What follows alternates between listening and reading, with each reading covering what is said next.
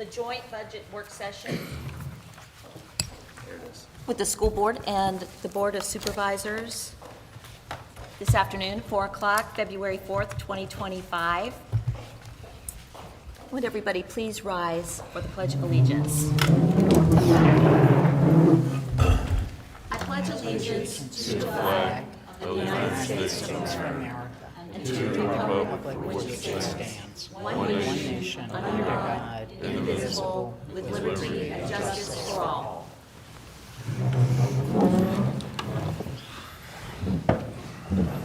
Thank you. May we now have roll call, please, Ms. Morgan, for the school board? Mr. Morgan? Present. Mr. Johnson? I'm here. Ms. Diggs? Here. Ms. Hodges? Here. And Dr. Gibbs? Present. Yes, could you do a roll call for us, Ms. Wilson? Mr. Jones? Here. Mr. Wallace? Here. Ms. Phillips? Here. Mr. Bowen? Here. Mr. Doss? Here. Wonderful. We'll move right into item number 2. Dr. Daniels, our division superintendent. Brief review of the 2025-2026 draft Matthews County Public Schools operating budget.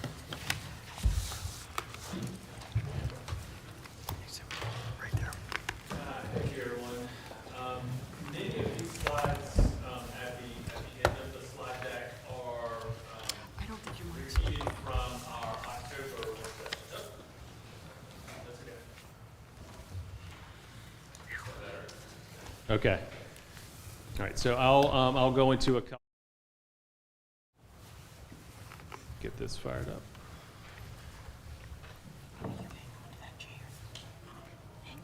All right.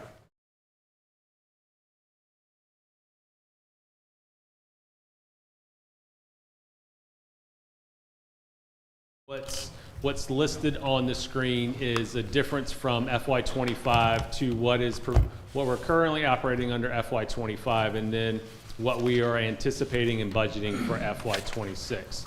So other local includes our we're renting out facilities or other income from, say, the sale of old cars, things along those lines. But it's not typically regularly budgeted, but it's not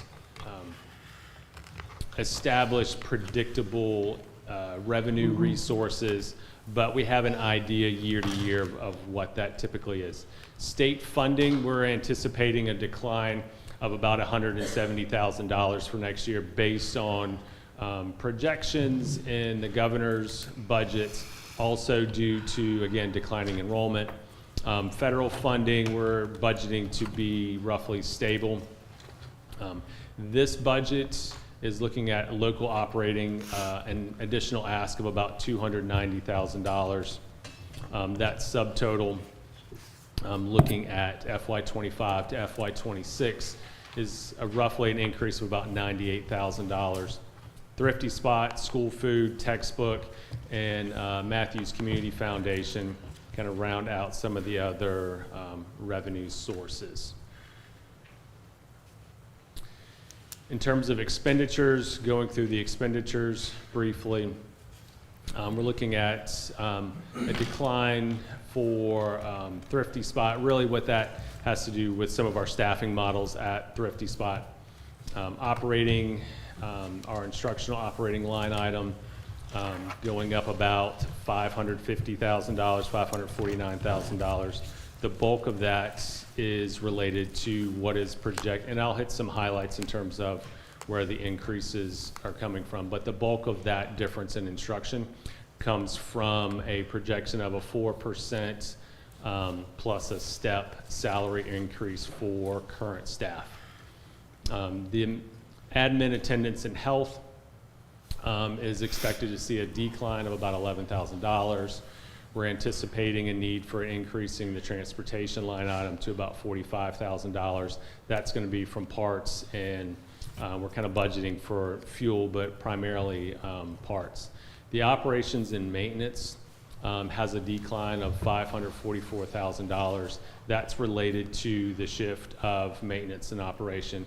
I've got another slide, see the face, I've got another slide that will kind of break out the different line items and things along those lines.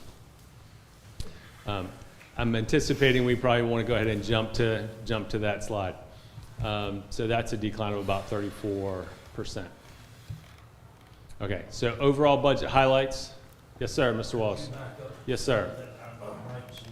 Okay, and we'll post this. This is I've have 2 new slides on this, so this will be posted. We'll send a new version, put that on board docs a little bit later. I'll share that with Ms. Morgan to post. This slide here is already on board docs, but the next 2 slides I added today, anticipating questions about the maintenance part. Do you want questions during, or you want us to hold them to the end? I think this is a work session, so we can go through some of that. Some of my notes may be over there, so I may be crisscrossing, but I can answer questions as we go along if you want. Reference the, under the instruction, the 549, and that would, I was already on, okay, Yeah. thank you. Reference the 549, 239, that was the 4% raise proposed, and then this 1-step increase? Right, so just clarification in terms of the school division has the salary scale. Each step on that scale is 1%. So we're proposing everybody is moving forward on that step, and then it's increasing the entire scale by 4%. Okay, so how much are you estimating 1% cost? That's in my notes. I can share kind of a 1%, a 3%, and a 5%, what that looks. Actually, I think it's in a slide, and it's It is? It's in a Okay. future All right. slide. So I'm a little premature, thank you. That's okay. That's okay. That's all I had right now. So that increase of 5.05%, is that just teachers? Does that include everybody, cafeteria custodians, or what? So the salary increase is, in the projected budget, is across the board. It is for all the existing staff employed by the division currently. Okay.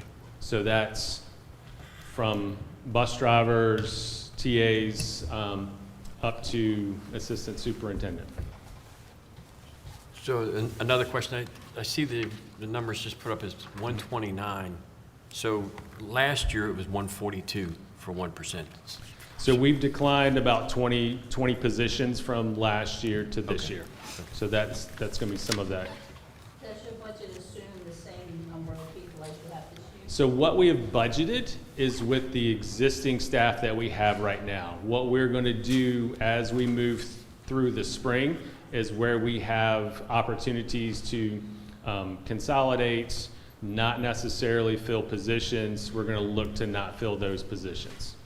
And so that then is going to shrink the overall percent increase cost, but then also the overall kind of payroll cost as well. Excuse me, Mr. Dobson, did you have a question? Yeah. In the event that there's an overrun on the money that we gave to the county to take care of the maintenance since we combined it, who's going to fill that if we run out in that area?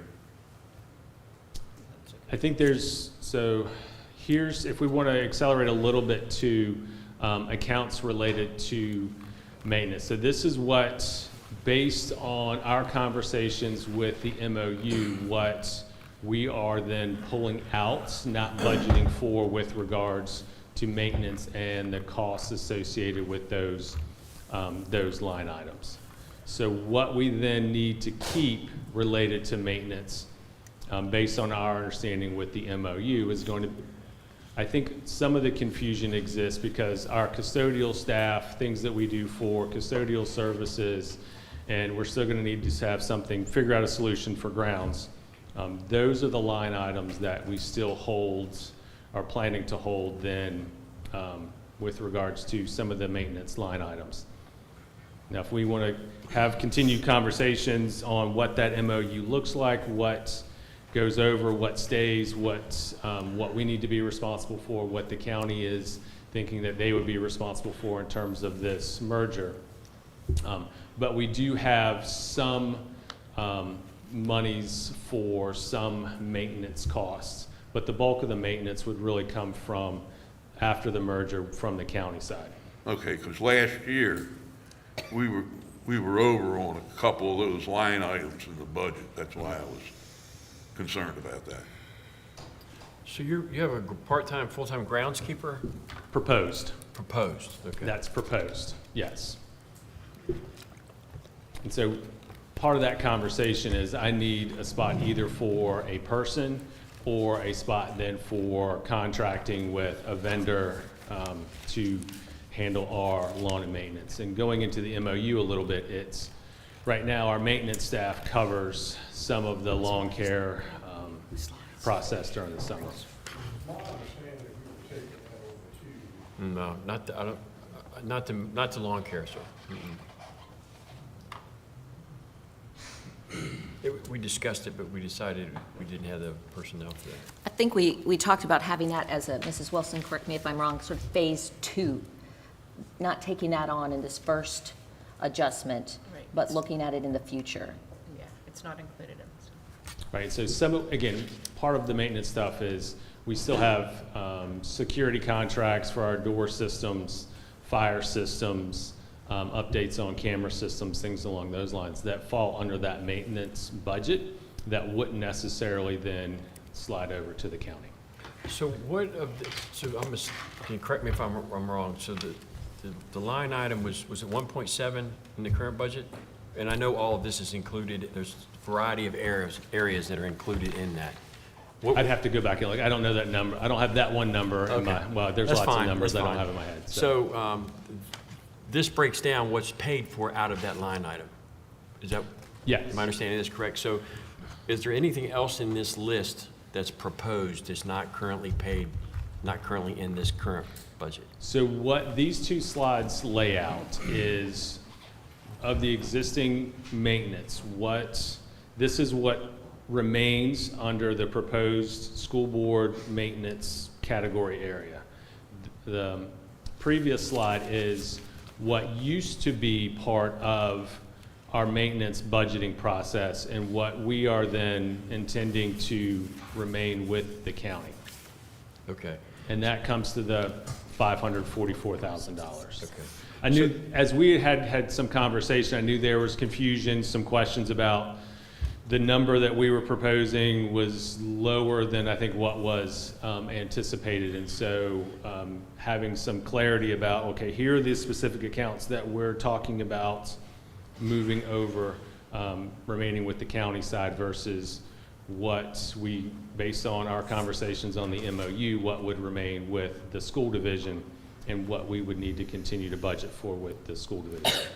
So these, all of these, with the exception of the, I hate to harp on this, I'm just making sure I You're understand it fine. right. All of these that you have listed here, which is what the county would take over, the next slide, which is what would stay with the school system, Correct. all of those are, except for the building and grounds, all those are currently paid for out of that 1.7 or whatever that dollar Correct. figure is? Okay. Correct. And there's nothing else that's proposed in these? The only thing that's proposed in this is the groundskeeper Okay. salary benefits. Okay. That's the new piece. I'd have to go back and look at individual line items and see if we, based on looking at historical budget pieces, if we needed to bump something more for, say, if we knew our phone system contract was gonna go up, or we know some various repair parts or supplies may be going up, stuff like that. Thank you. Okay.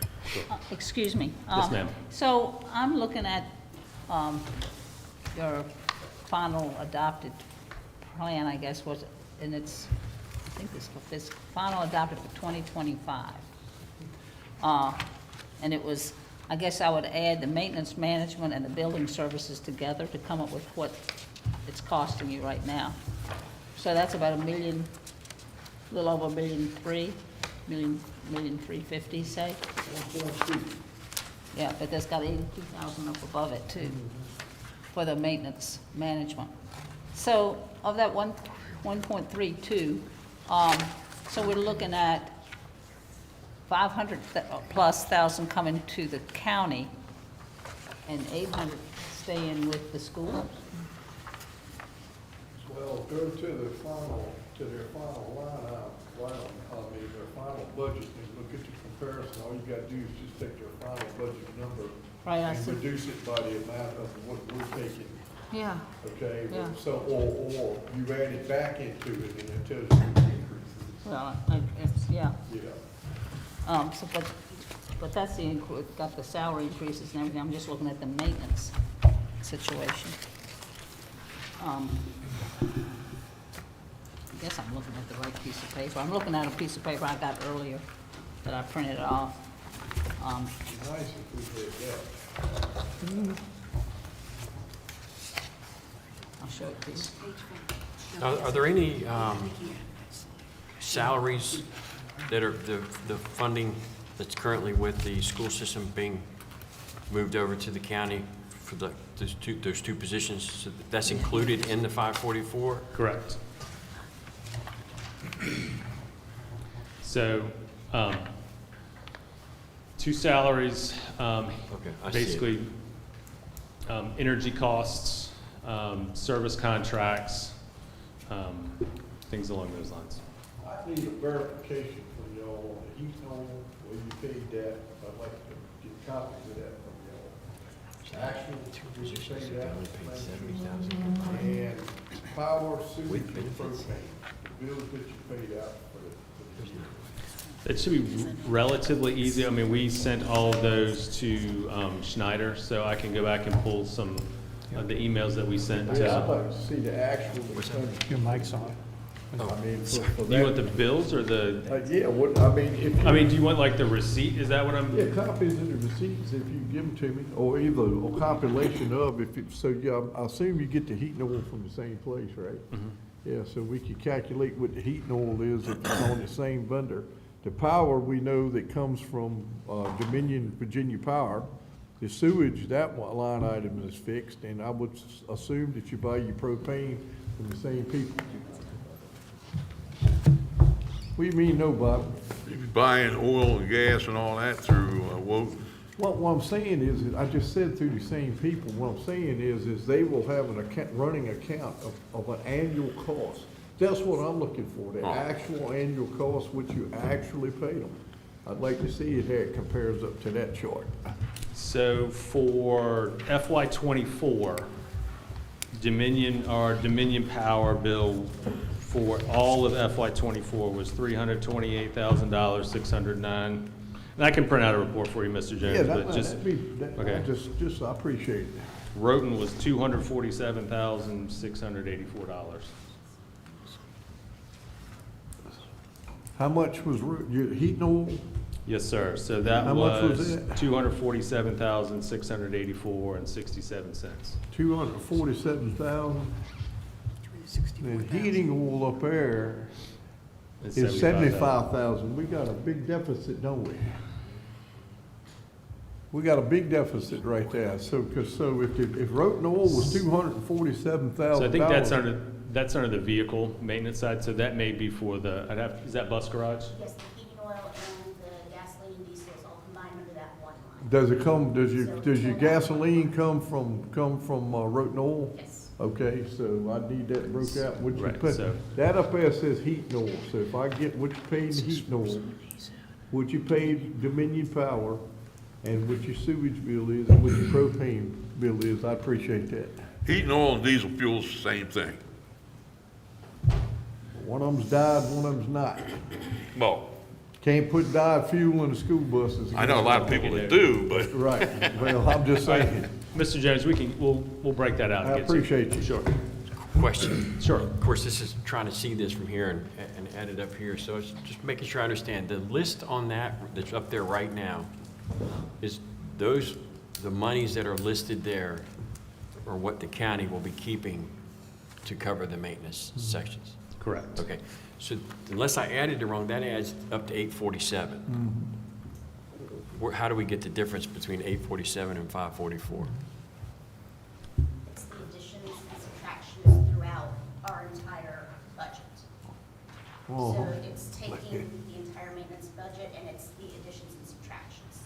Okay, so then everything on this list is not coming over. Is that right? So everything on there will be coming over. Okay, so in terms of, Don't weigh it so up. what's, I'm miscommunicating, so what is actually staying with the county is closer to, you're saying 800, in terms of Yeah. the sum total of those The actual cost. line items is actually what is then going to be remaining? Yes. Okay, so the 544 is the delta between what is moving over, and that amount is about 8 something, and then increases or other line items staying. Okay, so that's a miscommunication on my part. Does that make sense? Probably not. Say it again. Okay, I mean, I'm looking at, your previous, $1,000,003 something. That's right. And 800,000 stays with you and 500,000 goes to the. those numbers are probably inverted. I think But you, but. I think I miscommunicated that But it based. is, but what I'm saying is correct, am I not? So- 500,000 to the county, comes to the county, 800,000 stays with the schools. That doesn't equate to that figure up Right. there. That That's number is supposed- closer to the that 800,000. figure That right will there is stay supposed to with be- the county. That's staying with the county, that's my whole Right, point. right. Your numbers there aren't lining up to 5 something. So Yeah. if you take all of those and line them up, it should be, let's see, that's 400,000, it's 5, roughly, we up in the $800,000 mark without me putting a calculator to it. Yeah, I was going off of the 544 in the other line item as a summary for what then was staying with the county, and that's an inaccuracy on my part. That's now a we get more miscommunication on my realistic. part. Okay, thank you. Sure.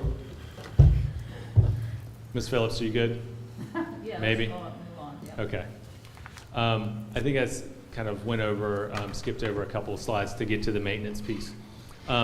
But in terms of, again, some of the budget highlights, so this is based off a projected enrollment of 725 students. So currently, we're about 760 students, so we're budgeting based on 725, looking at our senior class and what our kindergarten and first grade class sizes have been. We're anticipating a drop-off of about 25 students, give or take.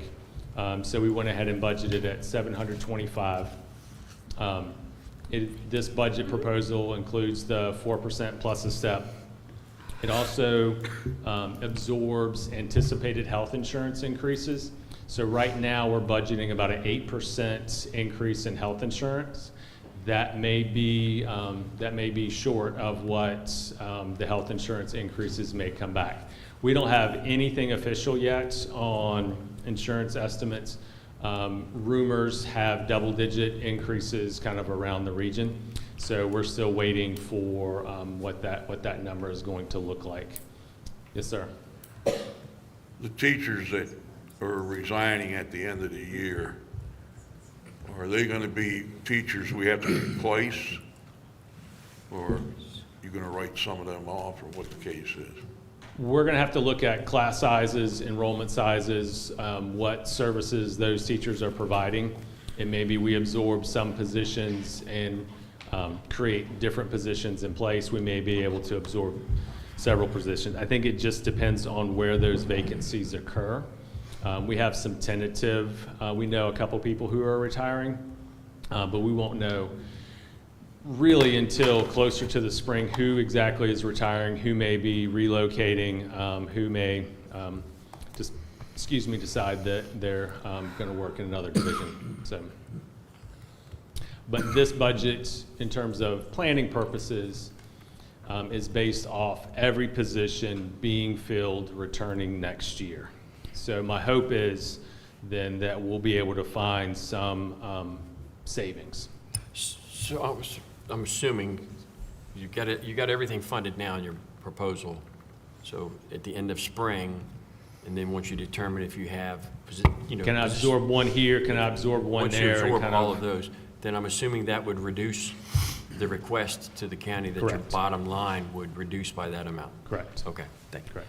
And you've added one position for grounds maintenance. Correct. So the additional positions factored into this are a secondary reading specialist, a teacher/athletic trainer, a combo position, a CTE teacher, and that custodial grounds position that we've talked about. So the secondary reading specialist position is related to the Virginia Literacy Act being expanded into grades 6, 7, and 8. So we're anticipating that requirement coming down from the state. Will it come with additional funding? Probably not, but we're anticipating that coming. We historically have contracted with a company to provide an athletic trainer for our practices and games. That individual left in the early fall. We have not been able, the contractor has not been able to fill that position. As we talk with other school divisions, how do they fill that position? Typically, it's a position where they teach 2 classes or some classes in the afternoon, and then they remain in the afternoon for athletic training purposes. Again, as part of our strategic plan and having conversations about CTE programs, we've reduced the CTE program over the years. There's a desire to provide greater opportunities for CTE classes at the middle school and high school levels. So this right now isn't specifically designed for one building or the other, but just to increase the number of CTE positions in the division. And then the custodial kind of grounds position.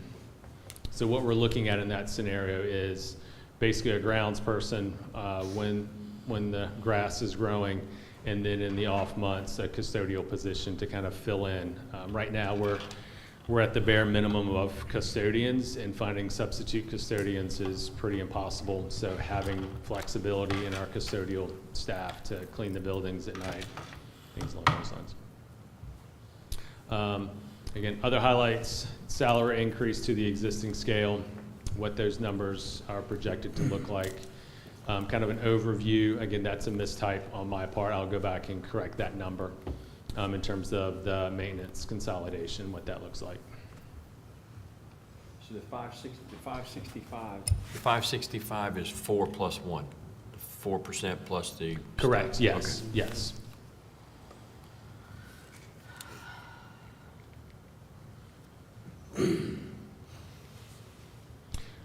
The next couple slides are just kind of crib notes on what goes into each object category. So as you're going through the printout from our finance software, this is kind of an easy way to go in and look at, okay, what are the things that go into each of those category areas?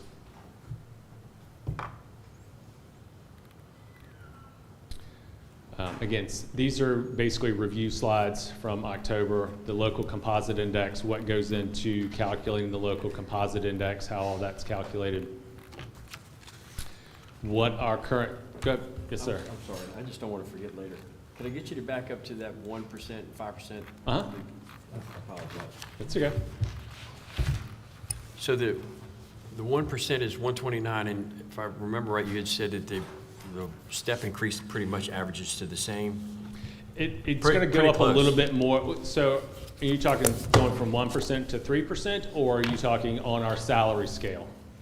Well, the reason I'm asking is when I just went ahead quickly and times 129 times 5, and it comes up to 645, which is about, what, 80,000 more. So as you get into VRS benefits and hybrid one, the different hybrid versions, and so the percentage, and I'm going to have to lean on my finance folks in terms of the calculation for all the benefit costs. Yes, but sir. Straight salary will be one thing, but then the benefits and Social Security and VRS numbers fluctuate that. So it's not going to be a clean, each percent is exactly the same.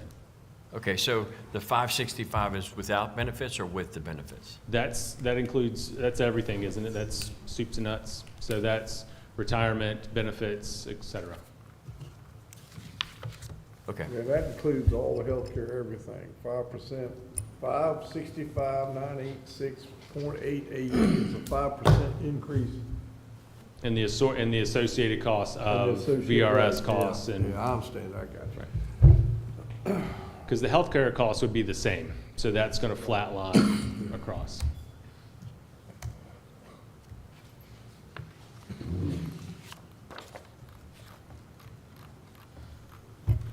Kind of a historical review of local composite index. So from the 2018-2020 biennium, where we were at 0.5060, to where we are in this current biennium is 0.5904. Again, roughly that equates to about a 59. The thinking is Matthews County would be responsible for approximately 59% of the costs of funding the school division. I'm pretty sure Matthews County is above that 59%.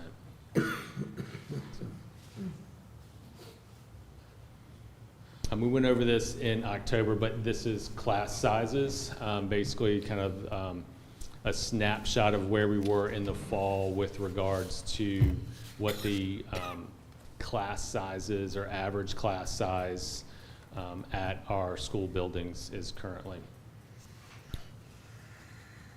So we range from a low of about 14 and a half. We don't have half kids, but so about 15 kids per class in kindergarten to about a high of about 20 students per class. That's slightly different than when you look on the state website and it talks about student-teacher ratios. The student-teacher ratio looks at all of the kids who are enrolled and then every licensed position in that school. This is looking at the number of kids in desks at, say, First Bell. Or at the high school, it's a little bit different because you're moving kids around.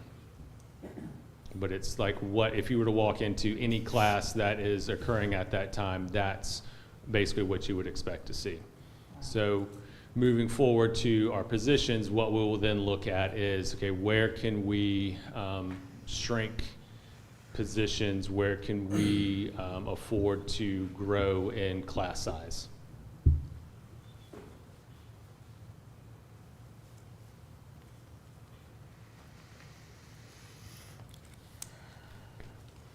Kind of a review of where we are in terms of homeschool instruction and religious exemption.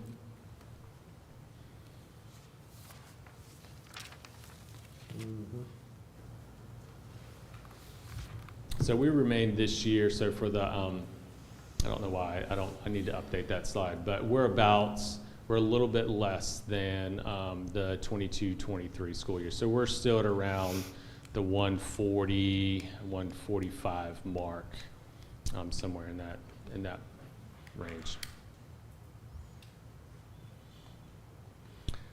Some staffing overviews, comparison of last year in the fall and this school year in the fall in terms of the number of full-time and part-time staff last year to this year.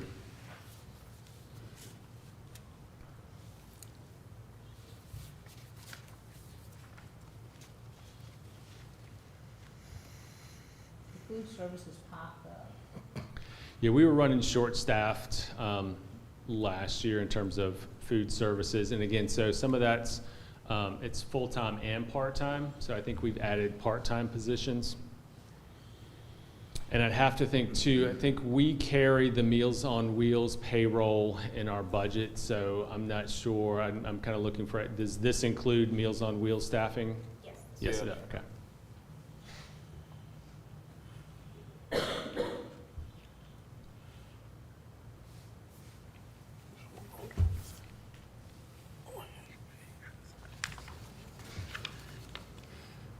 So you're seven that are currently So vacant. what we've done, so in order to do that, we've got some long-term subs in positions, and that's typically why our substitute teacher budget goes over.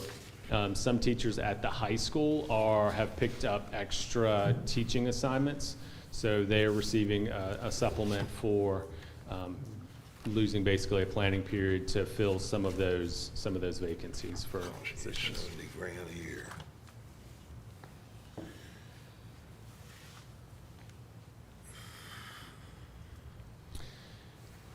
Salary comparison that I did in the fall of '23, showing where we were in the fall of '23. Kind of keeping an eye on, it's kind of hard to see on this display, but the numbers in red show the difference from where our salary scale was to some of our neighboring school divisions.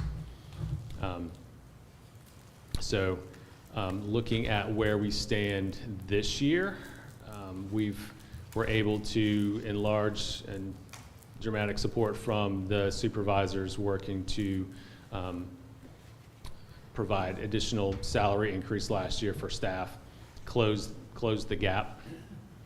But looking at kind of where we are this year, conversations with superintendents, it's a little bit like poker in terms of they'll, everybody kind of says one number about what they're projecting in their budget for salary increases, but nobody really is completely on it. And also too, they don't know. So it's going to depend on, at this time of year, nobody knows what General Assembly budgets are going to be and local budget funding is going to be.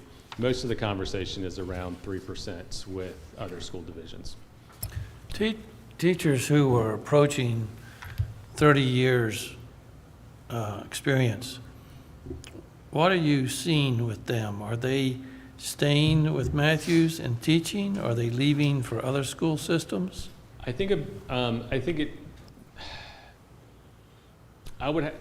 would want to go back and look at the actual exit surveys, because every teacher is asked to fill out an exit survey when they retire or when they leave. So I would want to go back and look at the actual survey data.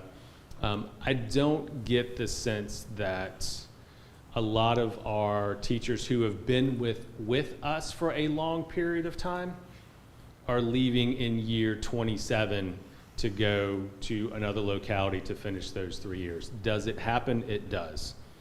And I think a lot of folks at that 20-year mark are tempted to begin looking at, okay, I'm coming up on the last 10 years before I can retire.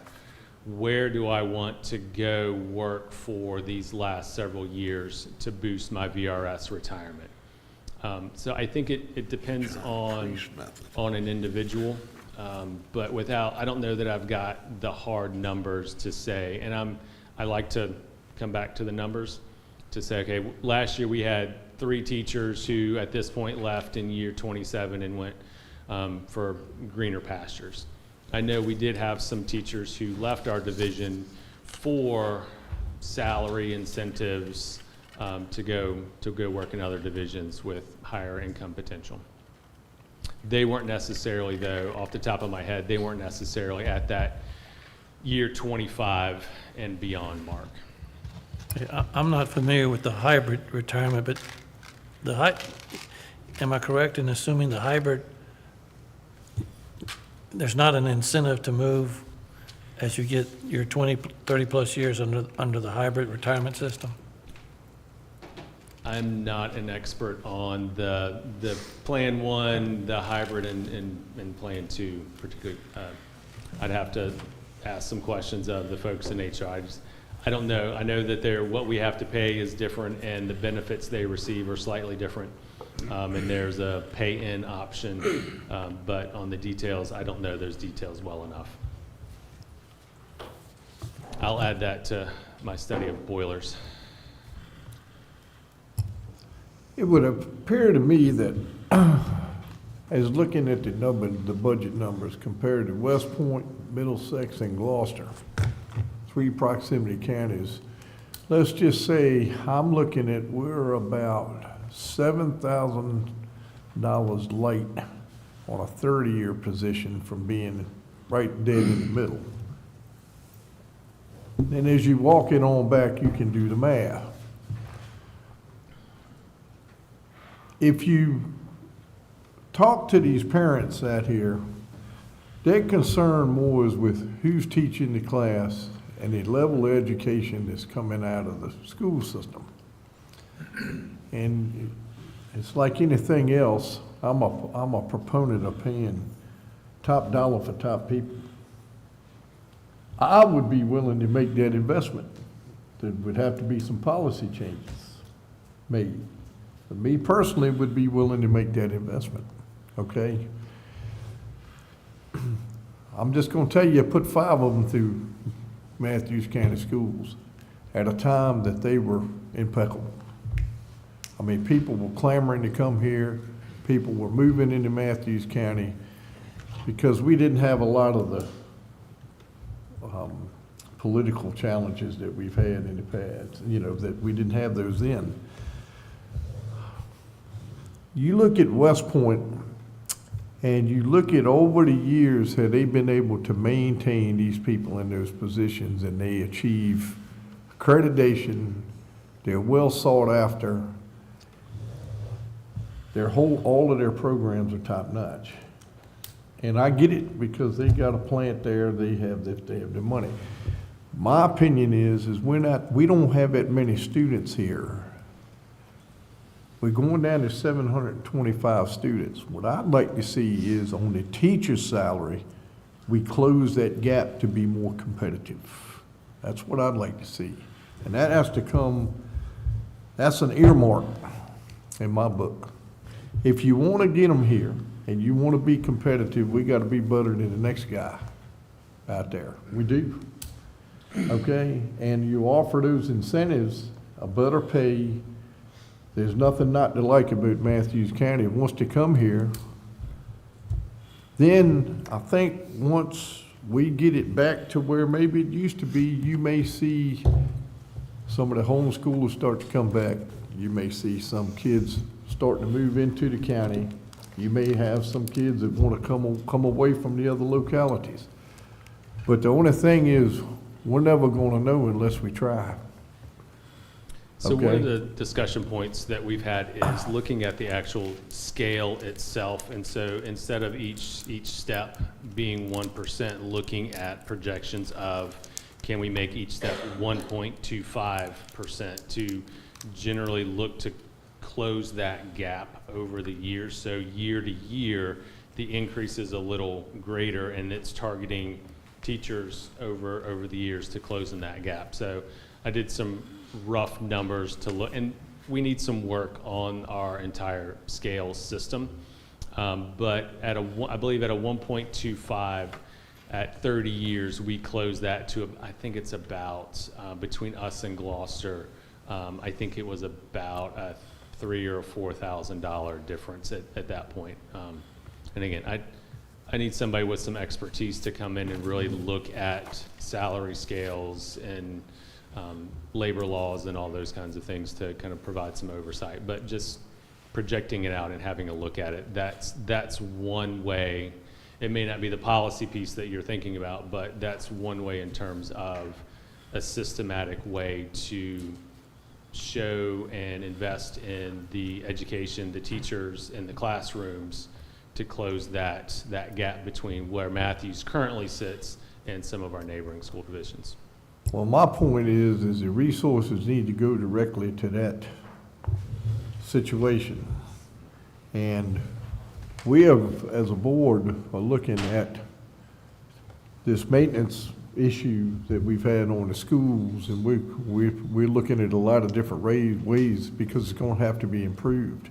We got to update systems in the schools and things of that nature, and we're willing.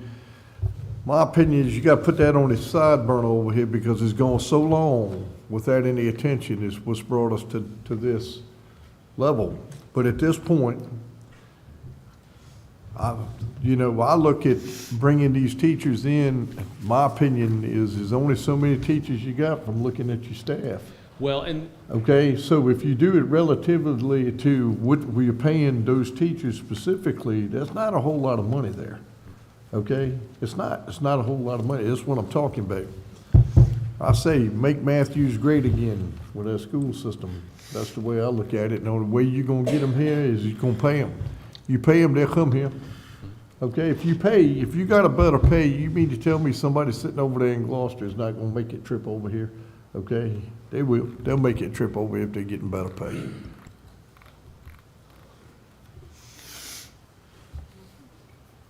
let me go sit down and we can continue the conversation. That's the last slide that I have.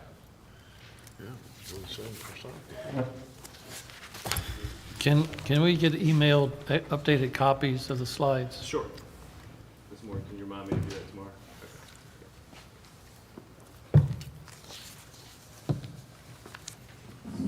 So last year you finished at what, 17,200,000, the number where you finished, total number?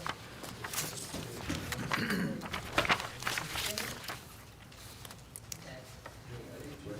All right, there.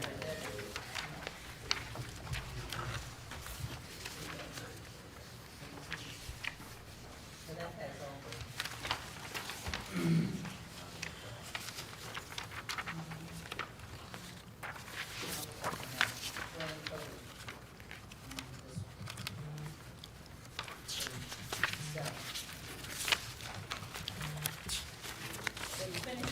$17,722,000. Yes, ma'am. And you're taking out the maintenance side, and we're now looking at 18 million, so an increase of less, 282,000 total.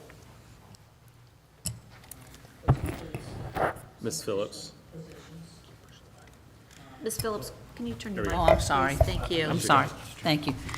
So I was just looking at the 17.2 million, 17.7 million, and you're now going to 18.0. And you have transferred the maintenance of the schools to the county. And that was about $500,000. So, and looking through this, I'm just wondering, I see occasionally on the salaries, instead of a 5%, I see other, like 7% or 8%, and I'm not sure why, but I see that in some of these places, maybe just tweaking, but nevertheless, I'm wondering about that. Can you give me an example of what salary that you're taking a Well, look I'll at? just look at building services real quick. Your salaries are 8.5% increase, that one. And then the office of the principal, that's another one that I think we need to look So I at. can clarify that. So that comes from the staffing change in that situation. So we went from a principal overseeing 2 buildings and 2 assistants. So if you look, there's a reduction of the assistant principal in that line.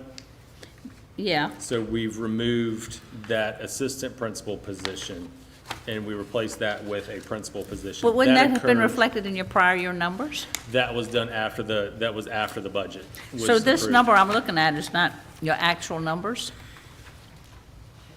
Actual Actual, numbers. where did you finish last year? That's where we finished the last year. We just absorbed, we did it off budget. So once the budget is set in the computer system, then we have to move money from appropriations. Right. And so to accurately reflect that, that's in this FY '26 proposed, it's then straightened out where it's, So we have 3 principals and 2 assistant principals across the division. That's one of my frustrations with all of these budgets, is I want to know where you finished last year. Where did you finish? Not where did you budget, but where did you finish? And that's, But the changes came July 1st, so it wouldn't have shown up in last year's budget, what you're talking about. well, it would, I mean, your actual numbers would reflect it, because it was done last year, right? We made the change this July, Right. July of '24. Should be in the current budget. School year. Yeah, well, okay. She's asking, correct me if I'm wrong, sorry, she's asked for last year's budget finishing numbers for the collective year, for that budget year. So FY '24. Yeah. Where did we finish? And that's the number we're looking for, because we're looking for the increase, because by the time you take your maintenance money out, okay, and you showing minus negative $275,000, but you take that $800,000 out of that, okay, that's an increase of almost $600,000. I don't think they took it. I don't know. Well, that's what I'm trying to say, but according to the numbers we got up here. Yeah, right. I'll have to, I don't have the hard copy of the end of the year FY '24. Well, yeah, because I think,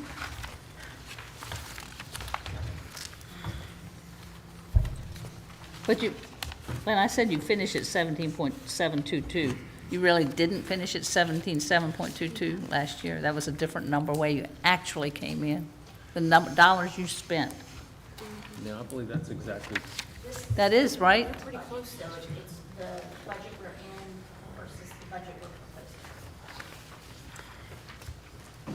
So this doesn't have FY '24 numbers. Yeah, this is the current budget to the next budget. Yeah, This doesn't have FY. Let me see if I can find it. yeah, you gotta do a comparison between the budgets there from what you had the year before.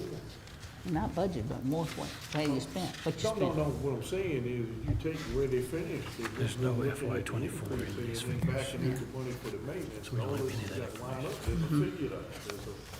There's a differential, as you call it.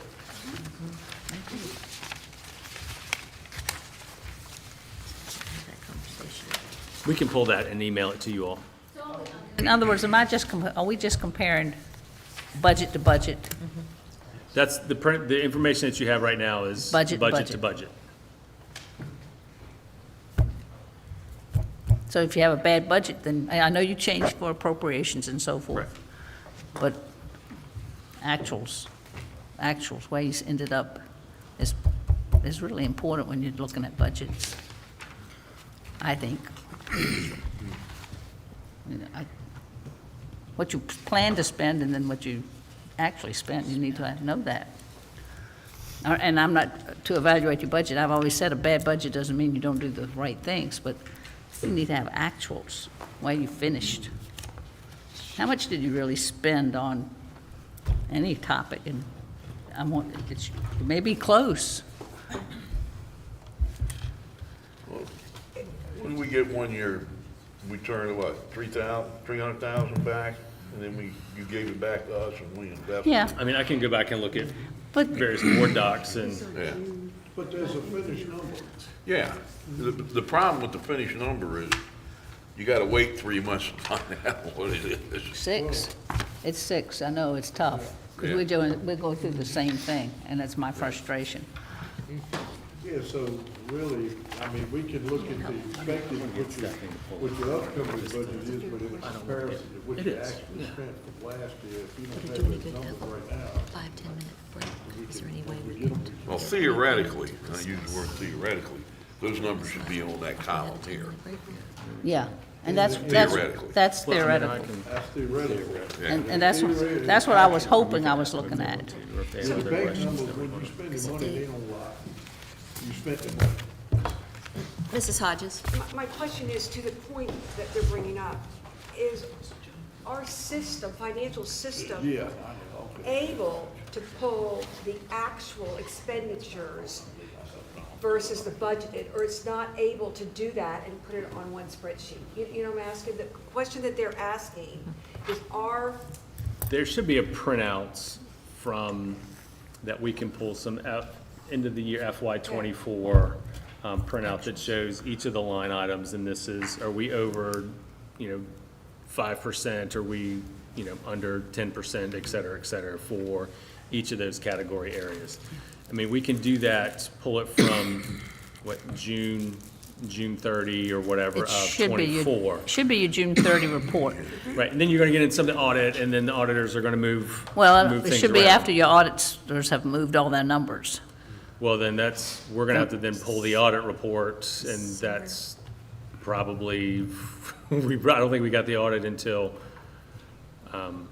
Oh, Like I know, 6 months December. later? We were Yeah, 6 at months into least. the year. I had to take last May's report, is what the numbers I worked with, and what we went over on and what have you and everything. That's what numbers I was using, because I never see anything that shows the end of that year with everything in. Because I know some of that stuff takes 3 months to catch up. Yeah, and even the May number would be helpful, but, and I think I could pull that too. But I was just thinking, and I was looking at actuals, but I'm not. That's what I thought, at 17.72 was actuals. And to your point, I know you came pretty close to the total. You were off, but it still doesn't give you by line item. Yeah. So therefore, you can't really understand where, by line item, when you're budgeting, if you're right or wrong. Because I know that you had some unexpected things this year, like I saw some big overages in the maintenance side, in fact. Big ones. Yeah, big ones in the maintenance side. So is that, the fact that you came out okay at the bottom line doesn't mean that that's going to be occurring Would you be again? able, if we took a pause, would you be able to pull that? Can you tickle the keyboard and able to get that to happen? Or do we need to email that at a later time? Probably better email. Okay. So question, what is the total salary with benefits for the entire school system? I mean, I would think you would have to know that in order to come up to the 1%. from my perspective, what we look at is divided by admin, instructional. it tends- Unfortunately, it's, it's by that band. Lives in But other you're right. categories. Ms. Lau and.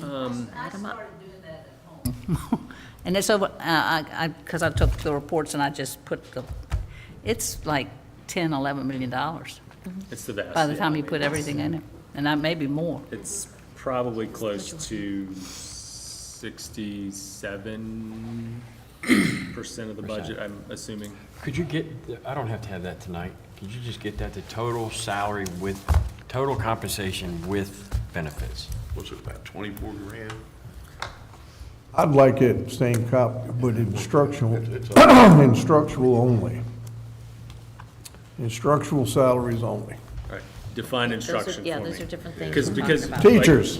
Okay, so because in our category system, in terms of instruction, that's gonna include, like principals, assistant principals, TAs, that's gonna be in that instruction category in our budgeting system.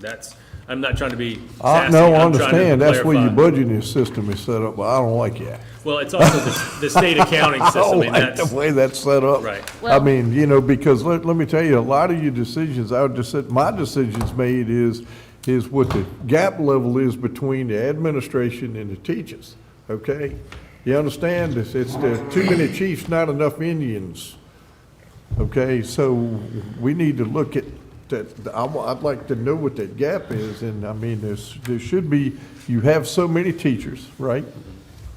And you could take an average salary from that of what you're paying out. I mean, that'd be good enough for me, but that would help me greatly to kind of understand what your structure is. How's that? That's the best way for me to put it, is what Okay. your structure. Sure, happy to share. I have a question. I can't figure out if this is on or off. You're on. It's on, okay. On the very last page of the packet that you had. Not Page is the- at the top, Ms. Wilson? At the very last page Okay. in the packet. Which is Not, page, not the back page, but the page before that. At the very bottom, there's a number 5105000. Appropriations, operations, that's the money that the county gives to the school, transfers to the school. And if you look at it for this year, it's going up $236,450, even though they're supposedly giving back eight, yeah. So, I don't. That doesn't Yeah, make I any don't- sense. well, I guess I need clarification for that number, where that number's coming from.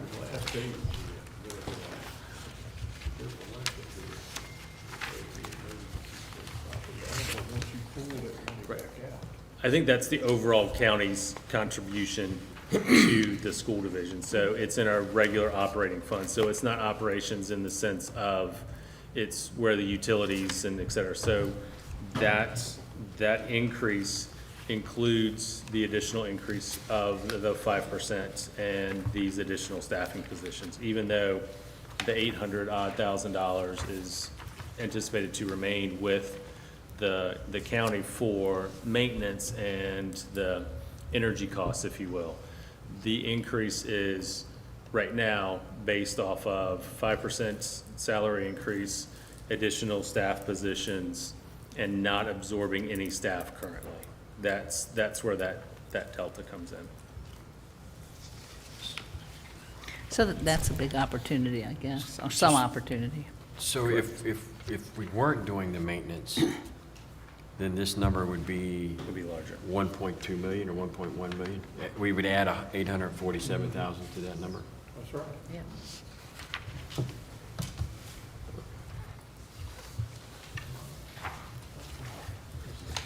I have a question. I have a question. So, I heard you say earlier that the two current positions in your all's maintenance department, the county will absorb them come July. I'm looking here under building and grounds, where you were over 308%. That's the reason why you want to employ a full-time building and grounds person? Is that, am I seeing that correctly? I'm trying to find where you are. On page 5, down under $64,300. Ground surface. You appropriated 7,500, apparently you had spent 30,602. So is that why you're requesting a building and grounds person? Because So that we're- is so much, We're talking 64, 300? Yes, sir. I'm just making sure that I'm responding to, About the increase here, it's at this, all this. yeah, so the increase, it would be that position. But that 30,000 is not what he spent. no. It's just what he's proposing. Well, no, is what you spent last year. Right, so we still contract with, we do have to contract with outside vendors for some, like, lawn care stuff, spraying, weeding. We allocate money to the schools for mulch purchases, things along those lines. So let's get straight on these columns. That column that you're talking about, which is the middle column, which is Okay. called appropriations for pre-year appropriation, is that it? Well, where I'm looking, Yeah. Right, salaries, ground services. right, so you're looking at, but you're basing it on 30,000, right? Mm-hmm. So- That's what you all spent, Yeah, correct? so last year, we budgeted $7,500. Right. See that? So as part of the projection going forward, Yeah. it's an additional 30,000 for that position. And then below that, the 22341 is the FICA, and then budgeting for health insurance for that position. Right, so Okay. that's So that's we're not moving necessarily from what he was spent. budgeted last year at about $22,000, $23,000 to what we're budgeting for this year at about 70, which is, Yeah, the delta is basically in that position. which isn't necessarily what you spend, it's just what you plan to spend in the next year. Correct. It's not Okay. necessarily All right, I what you spend. follow you. We don't Thank you. have that, yeah.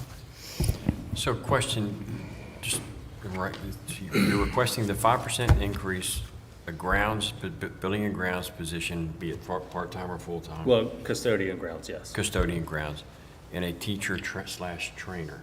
correct. Is there anything else I'm missing? Reading specialist. A CTE teacher in the middle Reading school, a specialist. secondary reading specialist. So you Okay, thank you.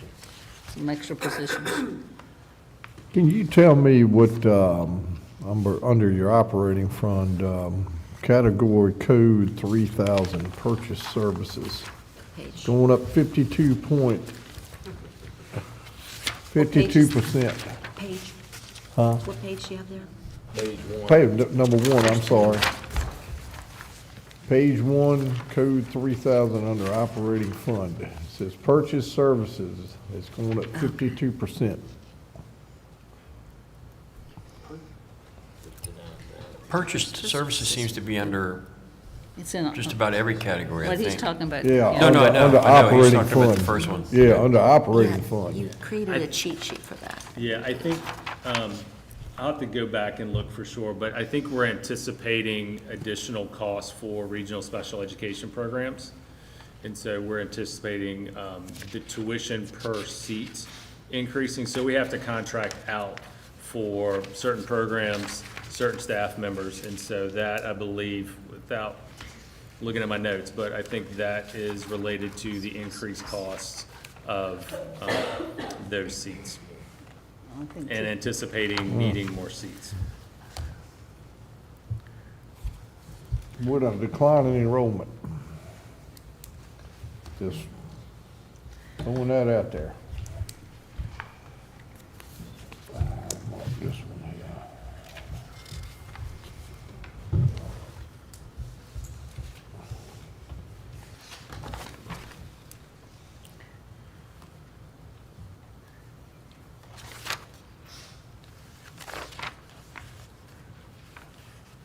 And on page two, the top, that those salaries popped up 11% as opposed to 5+%. I'm sure there's some reason for it, but when I see that, it just makes me wonder.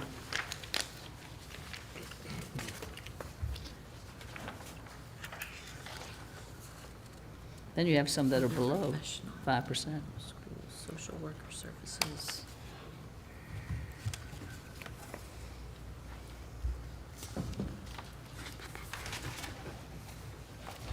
That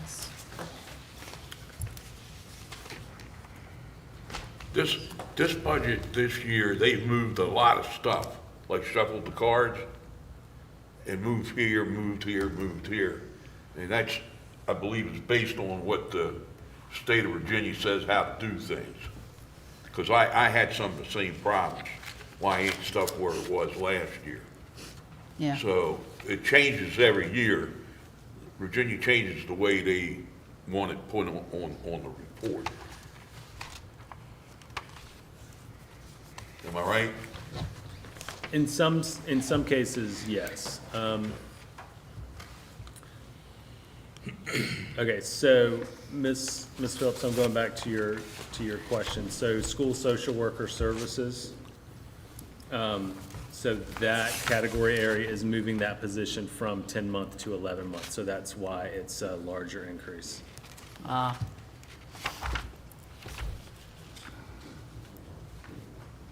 And is that just needed? Yeah, just, there's a lot of court hearings and intervention work that occurs over those months. And so Yeah. by going to 11 months, we can flex those additional days over the 2 months. So they wouldn't necessarily just stop in June, but that's an additional days of work that we can provide. I think there's a lot more of that than there ever was. From what my meetings, I missed the Monday. Right. Yeah, it's a lot, I know. So I want to make a statement here. I'm on the very back page, which is marked page 2. I'm just looking at the grand total number, 18,281 for adopted budget 2025, and then 2026, 1806. So what you're representing to us is a 1.5% decrease in what you're asking, but we're getting ready, if I understood the conversation, we're getting ready to inherit almost $1 million worth of, I mean, I just, It's the way the if we're gonna numbers take work, over right. the maintenance, I absolutely would expect more than a 1.5% decrease in your all's budget in light of the fact that enrollment's gone down. Well, I'll be honest, to clarify, I think this is actually saying a 1.6 increase from FY. He's talking about this, that. Oh, let me make sure that I'm talking on the same. Okay. Then I'm looking at the wrong page. Excuse me. Yeah. Okay, my apologies. I was looking at a different page. $275,000 decrease is what it's showing, 1.5%. You gotta add It's the back revenue. in, taking away with the Building the maintenance end of it, of 800 and some thousand, you would go to do the math between those two. And then add all the rest of it up. It's, we're, So, Mrs. Hodges, can you, please? But again, I think, as Dr. Daniel pointed out, there are 4 new positions that we've asked for: CTE, reading specialist. Athletic trainer. Pardon? Athletic trainer. Yeah, athletic trainer, and there's a 4th one. So I'm sure that in part that's reflecting those four additional positions. 4 positions and a 5%. Increase, right.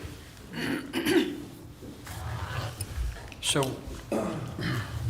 when I look at this, the concern that I have is, well, first, we want, I think all of us collectively on both sides, everybody sitting up here wants to support the teachers and the staff, all of the staff, across the board.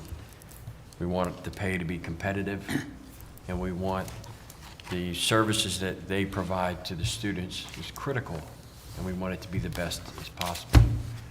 But when I sit here and look at this, I mean, it's a $236,000 increase request. We're going to keep $847,000 on our side. And I venture to say that $847,000 won't come close to what it's going to take to maintain the maintenance appropriately. So, and we're also looking at a $7 million energy project. I don't know how much it's going to cost to fix the pipe all the way down the hallway, so let's just say another $1 million or $1.5 million with that. And that just gets us to, I don't even know what else, Mr. Tillage is back there that can tell us, but how much more are we gonna have to spend to get us to this, to the point to where we're at the decision of how to move forward with 1 school, 2 schools, or 3 schools? So, you know, we're looking at what's it, 3 schools under one roof. $9 million, $8 million? So I'm having a difficult time swallowing this a little bit. So I just wanted to say that. Thank you. Dr. Daniel, could you talk about the 2 RFP proposals, not RFP, but just, and see if that dovetails into this conversation a little bit?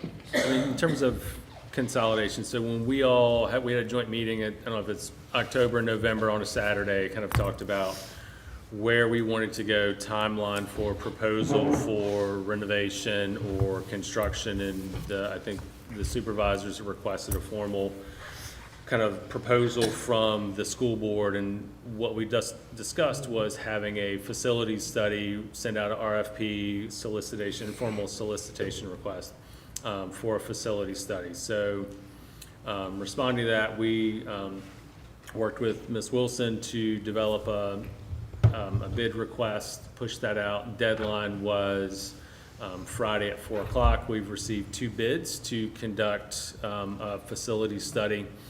We need to go through the evaluation of those bids and make a recommendation for those bids too. Part of that is enrollment projection, student population projection, looking at facility capacity, energy capacity. I think we can borrow some of the Schneider Electric information to put into that, but really to then develop a recommendation from that, the winner of that proposal, to the school board to kind of share this is what they feel like is the best decision going forward. So looking at both of the proposals, both are about a 4 to 5 month kind of study timeline to take a look and get results back. So Can I ask how much? I don't know that we should discuss that at this point in time. I would be a little nervous about in terms of I mean, I guess I could give a range. Would that be You can give them up, it's public information. is public info? Okay, so without going into, okay, so just, Our bid date's in, right? yeah. We haven't evaluated, so.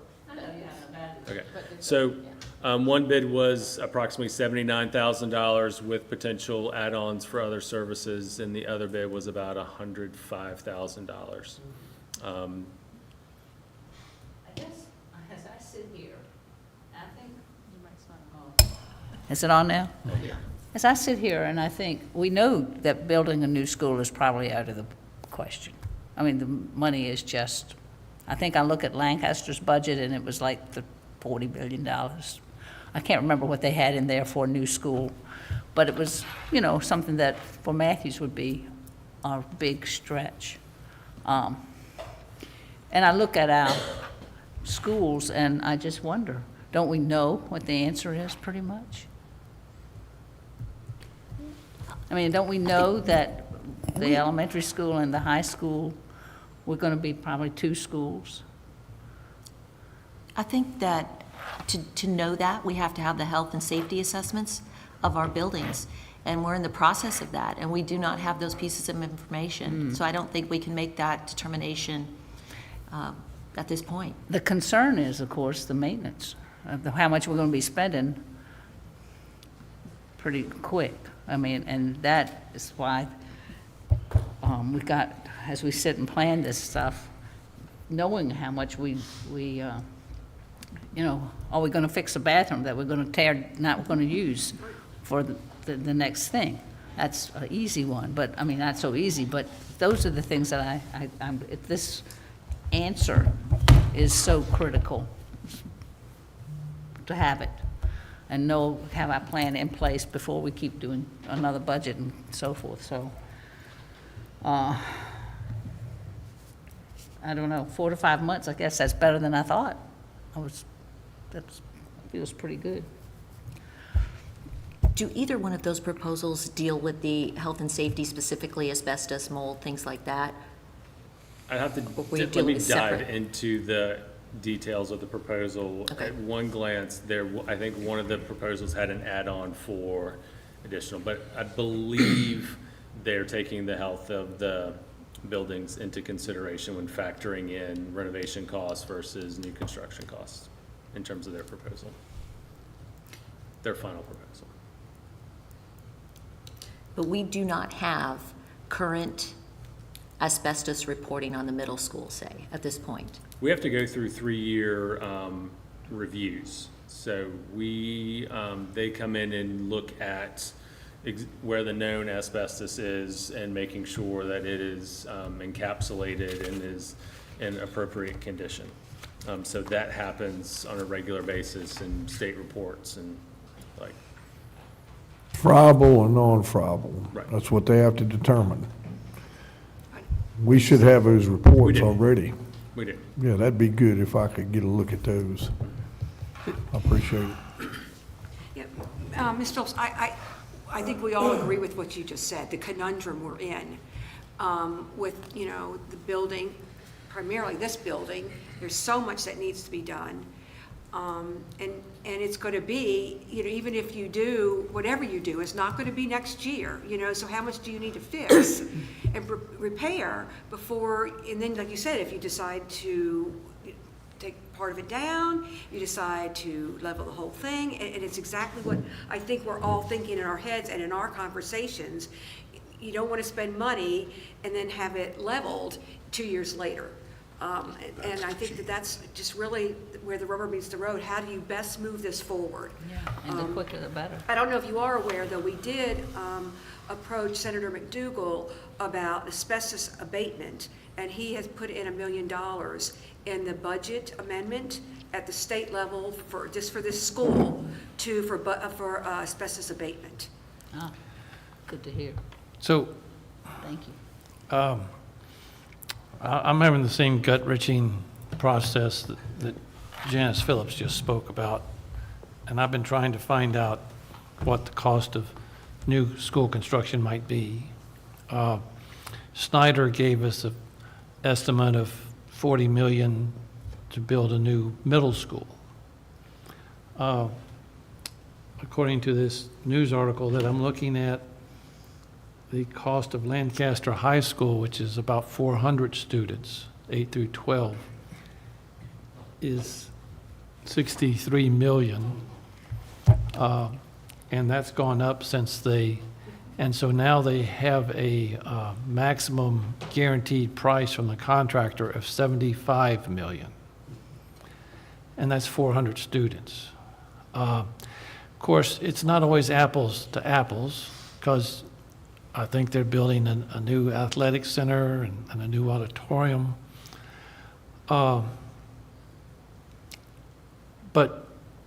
just the $40 million figure, which I don't think we could build anything for any consolidated school for that amount of money, that's a tax increase of, what, about 14%, 14 cents? Davenport said something about 16 when he See, I was think talking. I think it's more than that. 16, okay, so, I think it's close to 20%, isn't it? I calculated from us from us going to current 56 cent to 81 cent to cover all these costs. okay. So, I know I was early on talking about maybe we should look at a new school. And if we were to come back and have some catastrophic report that we can't use our current schools because of mold or anything else, at that point, we'd actually have no choice but to bite that bullet. But if we're looking at spending over $7 million just to begin to fix some of the problems, and if we go down that road and start fixing some of those problems, I think and then we decide 2 or 3 years later, well, we really want to build a new school. I don't know that we can, I don't think that's certainly not a wise decision. Sure is. And that's the problem I'm having. I feel like we're going to have to make a decision within the next probably 3 months with Snyder and this $7-8 million and maybe more than that. And I don't,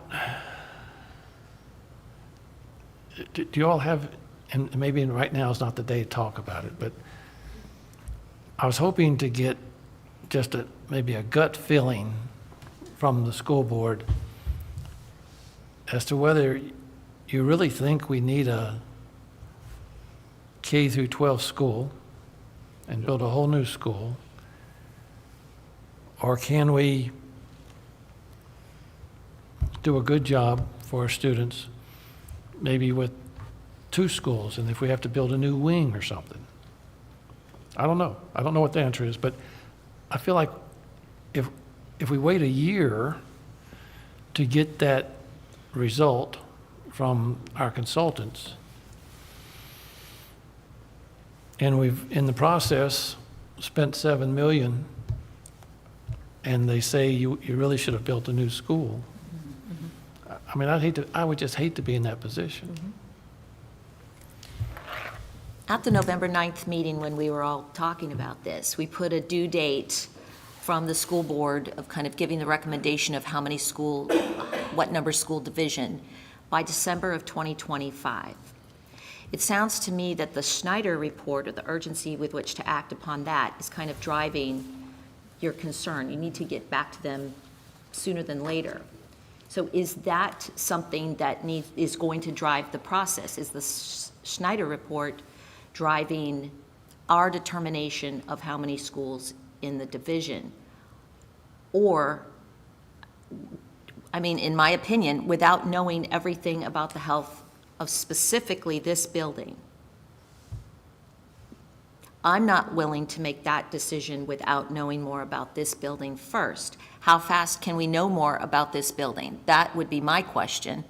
And hopefully that would be able to timeline match with Schneider's requirements.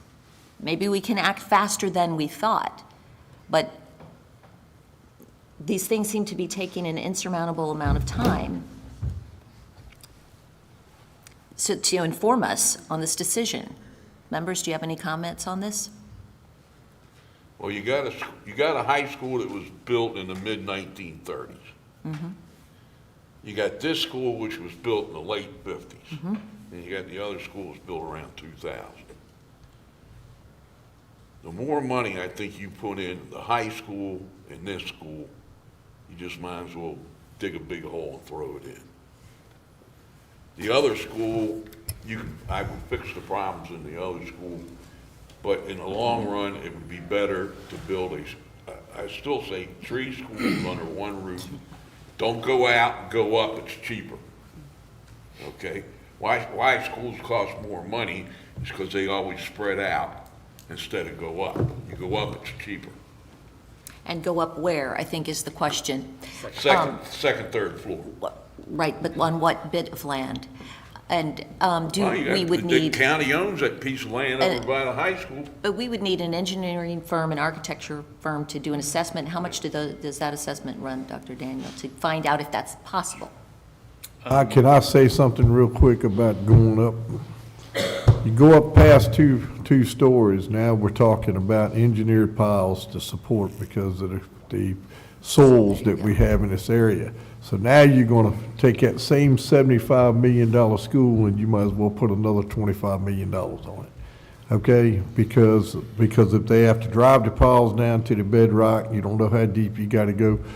You go up that third story, and I agree, under any other circumstances, if you were on red clay up Northern Virginia, something like that, I could see that. The other problem that it poses is that when you have a third story on a school and you don't have a fire department or a ladder truck to support it, okay, to safely evacuate people or get the fire department in, this is not an easy subject to talk about. It's very hard. We're all trying to pace it, but I think I can help you. Is the Thomas Hunter School leaking from the roof anywhere that you know of? A little bit. Little bit? Just a general overview. Well, you know, is it leaking around the penetrations like we got it there? You know? Does it need some tightening up? Yes. Yes, needs some tightening. Does it need a new roof? No. Thank you. That's the point I'm getting to. So when you go in, so now we're talking about classrooms and we're talking about bathrooms, right? We're limited to 725 students. How many students would be in the Thomas Hunter School, okay? If you take it classroom by classroom, I think as I walk through, and I haven't looked up in here in some good time at some of the stuff, but most of that's an old Tectum deck that's been recovered with metal up there, and there's aerospace in between it up there. If you can eliminate the areas that you go in those classrooms, there shouldn't be any asbestos products in those classrooms, not unless it's in that tile floor there, unless you create dust, you won't, but it's not a problem. Okay? Else we wouldn't have any children in there right now. Okay? So a lot of these systems can be recovered. And this is what I'm trying to tell you. If you got a good roof on the building, and you can go in, and if you got to abate some parts of the building to get the asbestos out, you still have a brick and mortar building at the end of the day, okay? So what is it that we're looking for? We're looking to see that the children, we want a good, safe, clean space for them to come be educated in, okay? That's what we want. We want a good classroom. The classrooms need to be maybe updated, those types of things. That's the things that we need to be looking at, as long as we don't have a major asbestos problem. The roof is good, that roof is on there that they put on there is a 50-year, just at the basic timeline is 50 years, okay? So it's not, my opinion is we can renovate these schools, but the problem is, you got schools is shrinking by 30 students, 25, 30 students every year. So that's one classroom gone, another one gone. Okay, well, there's still usable space over there, and that's the point I'm trying to get to. I like the 2 to 3 story thing, but you got to remember where we're at and what the cost it is to drive the pile to support this stuff. I think back to the point, can we make a decision before December, which is what we decided at that Saturday meeting? Right. And I think we need to identify, what do we need, what information do we need, and what's the earliest we can get it? And it's going to be a cost to getting a lot of that information. And I'm not sure where our budget is as far as being able to pay that. But I think that's where, if what I'm hearing sooner rather than later is what the board members understandably want to do, rather than starting to address the low-hanging fruit and then in 2 years, you know, say, oh, I'm sorry, we don't need that anymore. So I think we need to make a list of what do we need and how soon can we get it. And we've kind of done that. We have a work session, And what's the price tag on all of it? What's the price tag on all of it? Yes. We have a work session. Is it next week or the week after? It's February 26th. Okay. So we do have a work session, an all-day work session on that day that I'd like to think that we would certainly be able to narrow where we're going. Now, I'm just one of 5, obviously. And I think, Mr. Dobson, you've always said under one roof. I've not agreed with that particularly. But I don't think any of us can make an informed decision until we have more information. Exactly. So I think, Ms. Diggs? Well, I have a question on what would be the shortest, It's on. what would be the shortest time frame that we could get the information from Snyder to answer these questions that we all have and come up with a decision?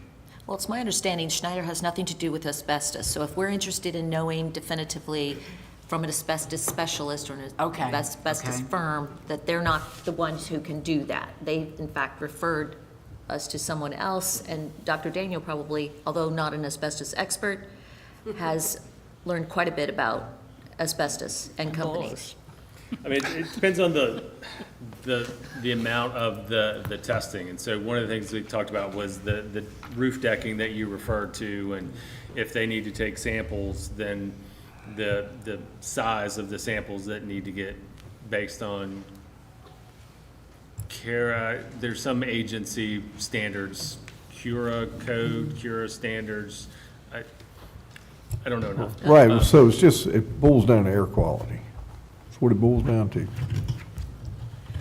I think what we had conversations about was confirming the tiles, are they asbestos tiles? How many tiles do you have to pull up in order to then confirm that asbestos is in those tiles, is in the glue, is in the various places, and going through and taking samples of the various places. So I think it ranges from, like, how many do we want to test every classroom? Do we just need a classroom where we know that these materials exist in similar classrooms of age across the building, or are we just sampling one spot and then we can kind of project those results into other parts of the building? So You can take, you got a busted tile, you take it, put it in a baggie, take a sealant tile, put it in a baggie, send it off, get tested, tell you exactly what you want to know. That's it, it's that simple.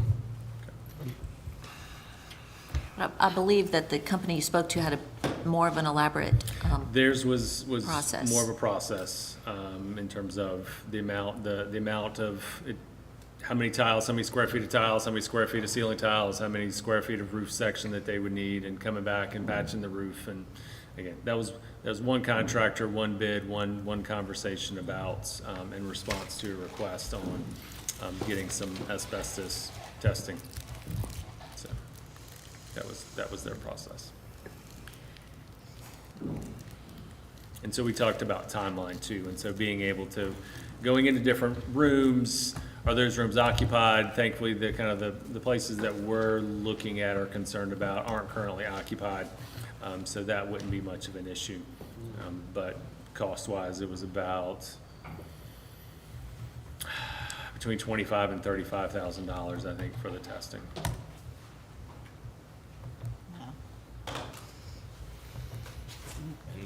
And that's to determine what percentage of asbestos is in the.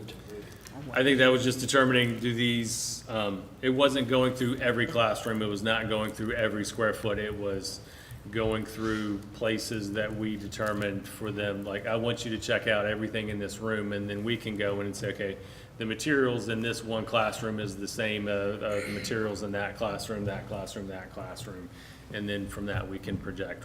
That would be much more cost effective than pulling up a sample out of every classroom, pulling a chunk of ceiling out of every classroom, pulling the glue off various places. But again, that was one assessment, one inquiry with one company. That is that. So that's definitely, somebody said it earlier, we're in a conundrum, I think was the word they used. We're in a terrible conundrum. I'm like the rest of you. I don't want to be throwing good money after bad. But I do think that the sooner we can get this $30,000 to $35,000 study on asbestos, that's going to be a really driving factor in what we're going to do, especially with this building. And I believe that will also help you guys make your decision on whether or not you need 2 buildings, 3 buildings, or everything under one roof. I would encourage us to move forward with that asbestos study as soon as we can. I agree. I think it's a key, it's a linchpin here. We need that information. Now, how that relates to our current topic that we're finalizing today, I'm not sure, but I think we all see the wheels are all moving sort of together, and we're trying to find our Venn diagram and see what we need to do first and move forward efficiently. It's going to cost a lot of money. We don't have money tucked away in the budget to do these testings. So I guess we're going to have an understanding that if we move forward with this asbestos testing, for example, that would be something that we should go ahead, we should engage, we should get multiple referrals and choose a company and do it. And do we agree, first of all, board, do we agree that is something that we would like to move forward with? We're not voting here, but we're just that's important information to get, and we'll have to be assured that, that it will be paid, that it can be paid for. You're right. Did you have the facility study in your budget? No. You didn't have that in there either? But you were planning to do it, right? Or I'm is it- sorry? Not necessarily, right? Until November, they already had their budget adopted. I'm talking about for this budget. So the budget request, do you have the facility study proposed, the funding in this? No, I mean, part of my understanding from that Saturday was that the supervisors were requesting us to go forward to do that. So, I just, yeah, just asking. yeah, it wasn't, I hadn't put it in our budget, no. And until Friday, I had no idea where to start with in terms of a cost for that. Well, out of an $18 million budget, I find it hard to believe there's not $35,000 worth of pork built into it. I've done a lot of budgets down through my time, and there's always pork built into a budget somewhere. That being said, if we have to pay for it, then we gotta pay for it. But again, you'll never convince me, out of an $18 million budget, that there's not $35,000 in there that can pay for this asbestos study. That's just me, just one man's opinion. But it doesn't matter how it gets paid for, it needs to be paid for. And I think we need to do it ASAP. Post haste. I just want to make sure we're talking about two slightly different things. So we're talking about a facility study, that whether or not that facility study was part of the budget versus some asbestos study and trying to, like, that has come up of recent. So those aren't necessarily the same things. Okay. So Asbestos. I just want to try to clarify, just so there's not confusion. But I hear your point, Mr. Walls, about kind of finding the money and trying to, I just want to clarify about like two different studies that we're discussing, that's all. My understanding of what Dr. Gibbs was saying is that one of her primary concerns, and correct me if I'm wrong, was asbestos, and that was a key factor regarding the middle school. I also have heard, is there a mold study or being done maybe at the elementary school or? So when I reached out about the asbestos study, the same company can do air quality testing for whether it's mold samples, existence of mold spores, asbestos spores, things along those lines. So that was, the quote that they gave me was for asbestos. If I wanted to go back and have more conversations about the number of rooms for air quality testing, that we could do that.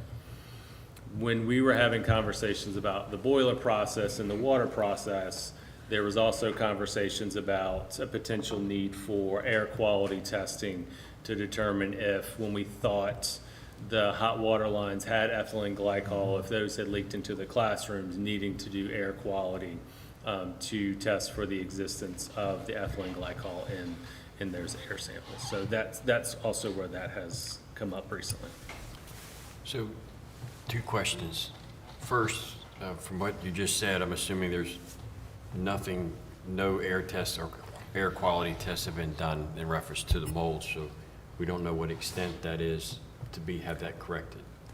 Correct. I do not have mold air quality testing. So that's gonna put that on us for our maintenance next year, whatever that cost is.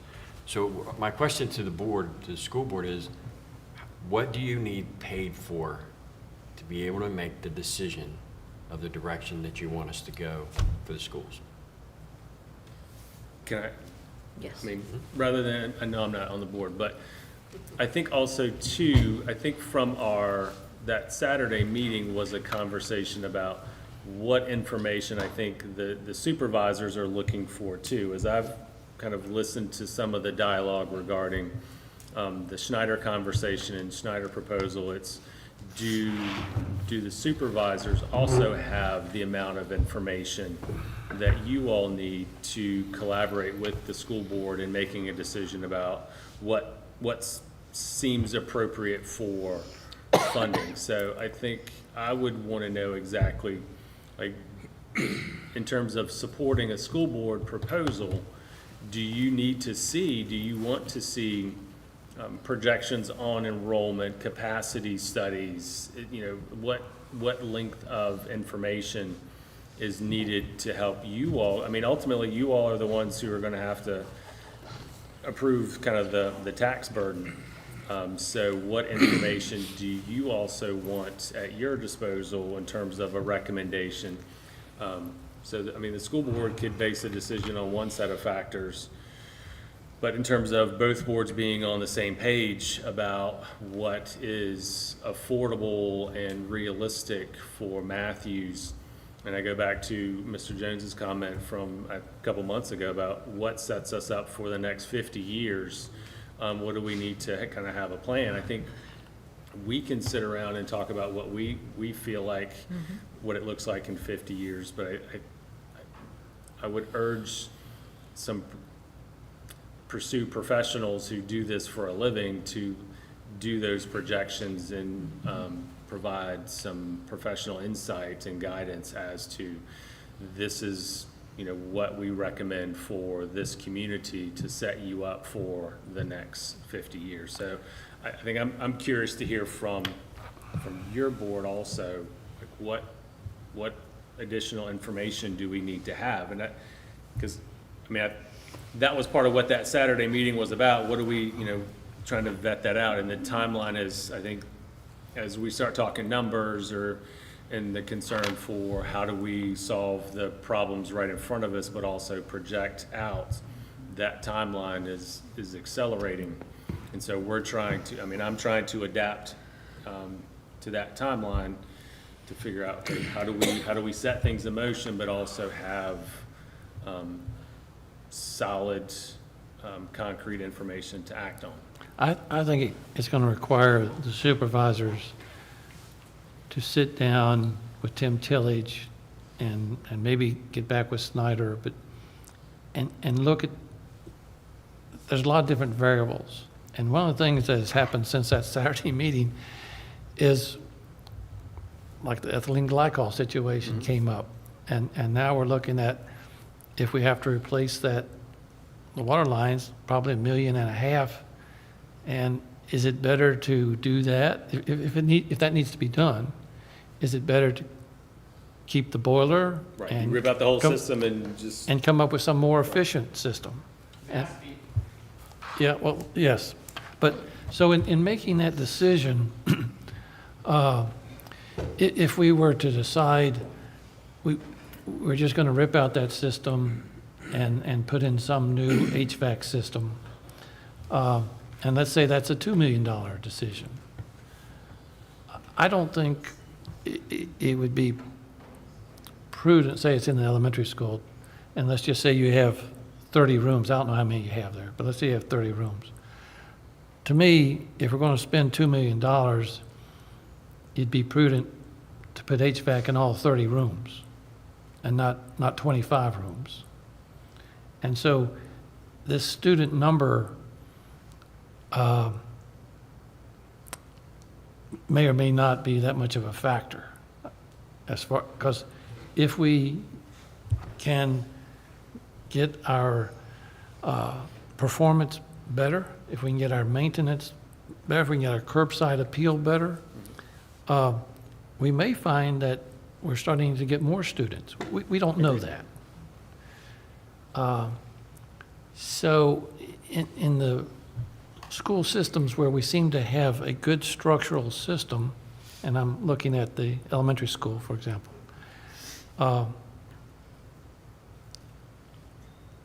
if we decided we needed to replace the HVAC, I think I would just go ahead and vote for that, as opposed to, because in the long run, we're talking about this being at least a 20-year bond. And does it really make sense to be trying to save at that level over a 20-year period or more, between $1.5 million and $2 million? And I'm not suggesting we just throw money away, but if we're talking about an HVAC system, it seems like we should just go in and plan for the whole school. Now, the middle school is totally different in my plan. I don't even know what parts of the middle school we may be able to use. But I'm hoping the high school and the elementary school, we can use all or certainly major portions of it. Tim, I'm sorry. And No, you're board- fine. Board members, in the interest of time, I just want everybody to know that we'll have just a few minutes, but Mr. Tillage, I guess you're deferring Yep, to yeah, let me Mr. say Jones, something. and then introduce yourself for the record. If we take the elementary school and we re-outfit it with a new HVAC system, let me make y'all understand how this works. With the new systems that they have now, the energy would be pushed to the most critical times during the day that is needed in the building, a smart system, okay? So the smart system tells you whether the classrooms are full or not with that smart system at night. It degenerates down, uses less energy. That is the benefit of getting away from the boilers, okay? And it can be done, the nice part about this system, it can be done in stages. It doesn't, you don't have to do the whole school, you can do it in stages, however you want to plan it out. These systems are energy efficient, so more than what we have now. So the savings that we would have in energy is going to pay for itself in the long run. But they are smart systems, and a lot of a lot of school systems and big commercial buildings are going to these now, and they're getting incredible energy savings on them. So just want to keep that in mind. I mean, I don't like the boiler system because in my opinion, it's antiquated. It's all right for a ship. Okay, but it's for buildings anymore. We got better systems out there now, so that just may be something you want to think about. Thank you. Facilities manager. So I just want to touch on a couple of things. Is there asbestos in this school? Yes, but you're also protected under a HERA, which is a federal law. Okay, you're not required to abate any asbestos in schools, and that's federally protected. Why? Because the federal government has never banned the use of asbestos. The other point I would like to say is, Mr. Walls, give me a chance to do testing. I think that's a waste of $35,000 because the lab is in Norfolk. I could take a sample just like I did the water and take it down there, okay? And my other point I want to make is I had Colonial Webb, which is a mechanical company out of Richmond, come out and give an estimate on abating the ethylene glycol and putting in propylene glycol in the system and fixing the seals.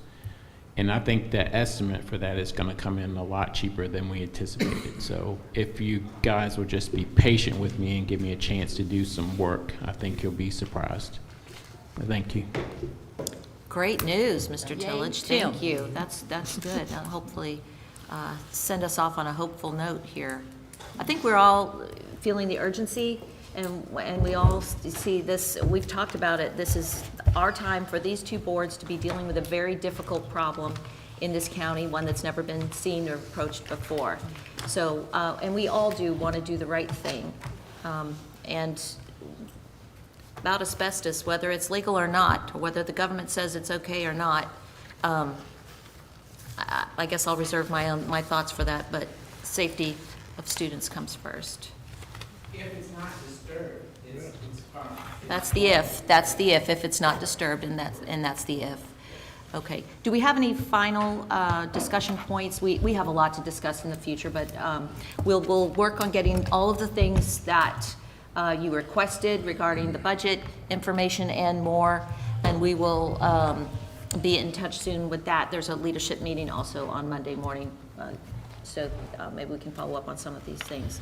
I want to thank everybody for their participation. Before you adjourn. Yes, Mr. Walls? Mr. Tillage, what is the timeline on getting this done? If it can be done and it's as close as getting it to Norfolk, you got a timeline on when you can get this done for us? The test is pretty rapid.